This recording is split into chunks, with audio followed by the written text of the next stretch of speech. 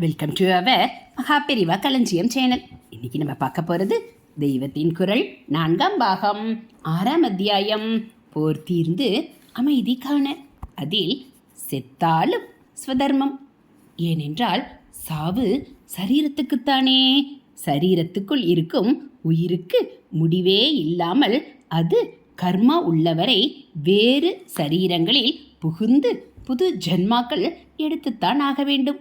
அப்படியானால் உயிருக்கு முடிவே இல்லாமல் இந்த சம்சார அவஸ்தை தானா என்றால் அதற்கு முடிவு இல்லைதான். ஆனால் நிறைவு என்று ஒன்று உண்டு. சம்சாரத்தில் அதற்கு நிச்சயமாக நிறைவில்லை, குறைதான்.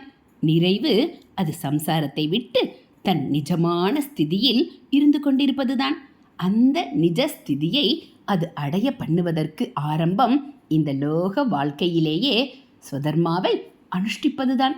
செத்துப்போன பிற்பாடு சேருகிற கர்மா மூட்டையை குறைப்பது ஸ்வதர்மமே ஆதலால் அதை பண்ணிக்கொண்டே செத்துப்போவதில் சரீரத்துக்கு முடிவை கண்டாலும் உயிரின் நிறைவை நோக்கி போவதில் முன்னேற்றம் கண்டுவிடுவோம்.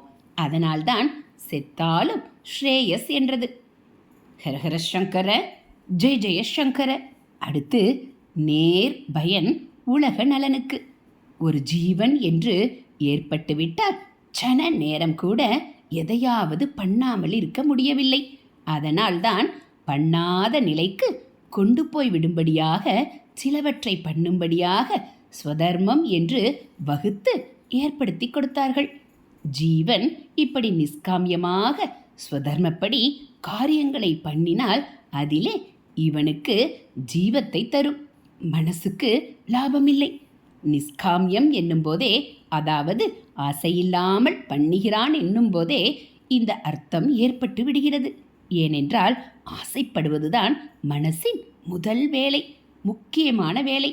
அதன் ஆசைகளுக்காகத்தான் அத்தனை காரியமும். ஆகையால் ஆசையில்லாமல் செய்கிறான் என்றால் மனசுக்கு லாபமில்லை என்றாகி விடுகிறது. அப்படியானால் காரியமென்று பண்ணினால் அதில் ஏதோ ஒரு லாபமான பலன் இருந்தால்தானே தேவலை. இவனுடைய ஆசையை கட்டுப்படுத்தி மனசை அடக்கவே காரியத்தை சாஸ்திரம் கொடுக்கிறதென்றாலும் அந்த காரியத்துக்கு ஒரு பலனுமில்லை என்று இருக்க விடலாமா? இப்படி சாஸ்திரம் விடவில்லை. காரியத்தினால் நேராக இவனுக்கு ஒரு லாபமில்லாமல் போனாலும் காரியமற்ற ஸ்திதிக்கு போவதற்கு இது உதவுகிறது என்ற மறைமுக லாபம் இருக்கட்டும். ஆனால் அதற்காக யாருக்கும் எந்த பயனும் நேராக விளைவிக்காத காரியங்களை இவன் பண்ணும்படி விட வேண்டாம். இவன் காரியம் பண்ணுவதால் இவனுக்கு இன்டைரக்டாக சித்தி சுத்தி என்பதோடு அந்த காரியம் முடிந்து நேராக அந்த காரியத்துக்கென்று எந்த பலனும் ஏற்படாமல் போவது என்றால் சரியா இல்லையே. நேராகவும் பயனை விளைவிக்கும் காரியங்களாகவே இவனுக்கு கொடுப்பதுதான் முறை. அந்த நேர் பலனுக்கு இவன் பெனிஃபிஷரியாக, பயனாளியாக இருக்கக்கூடாது.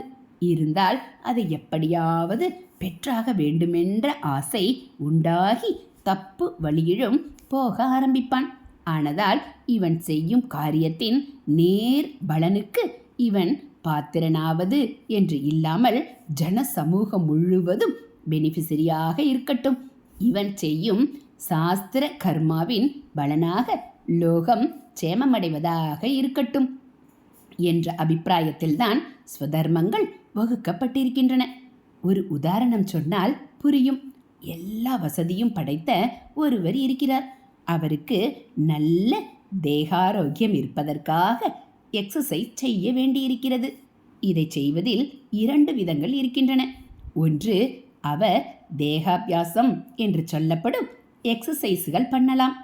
தண்டால் எடுக்கலாம், சர்வாங்காசனம் போடலாம், அல்லது சகல அவயங்களுக்கும் நன்றாக வேலை கொடுக்கும் விதத்தில் ஓடி ஆடி வெட்டி கொத்தி ஏதாவது பண்ணலாம்.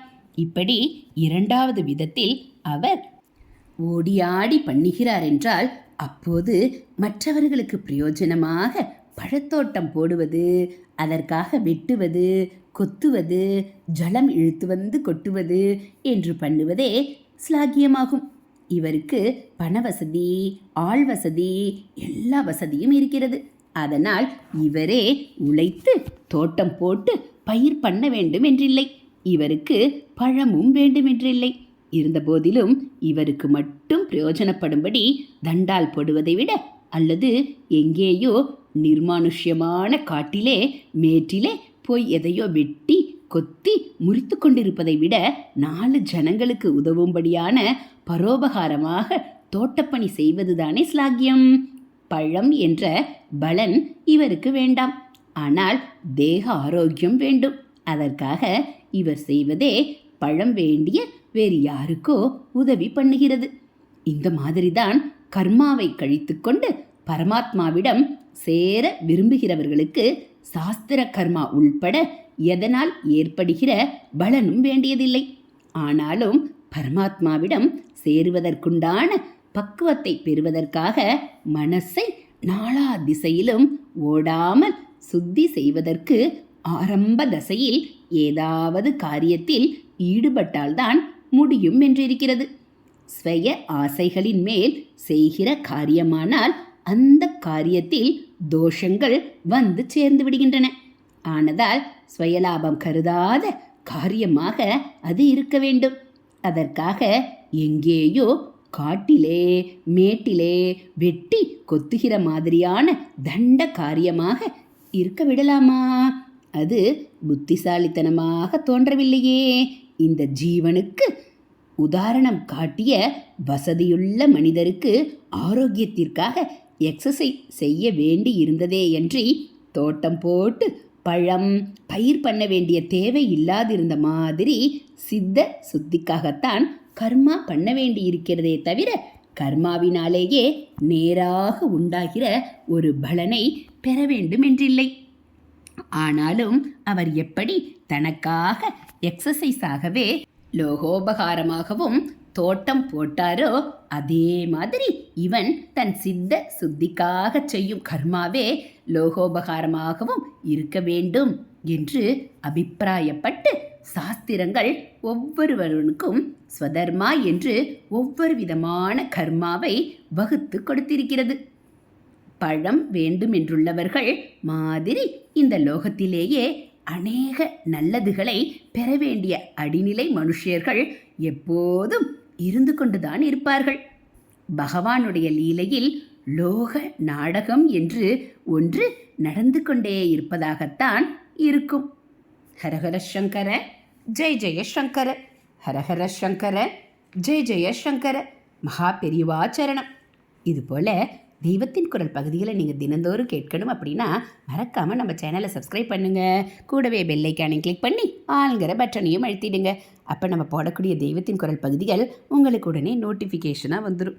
நீங்களும் நம்ம மகாபெரிவா சொல்லியிருக்கிறதெல்லாம் தெரிஞ்சுக்கலாம். அது மட்டும் இல்லாமல் நம்ம சேனலில் வரக்கூடிய மகாபெரிவா மகிமை, தெய்வத்தின் குரல் பகுதிகள், ஆன்மீக கதைகள் எல்லாம் உங்களுக்கு பிடிச்சிருந்தா ஒரு லைக்கும் கமெண்ட்டும் கொடுத்து உங்களுக்கு தெரிஞ்சவங்களுக்கும் ஷேர் பண்ணுங்கள். தேங்க்யூ.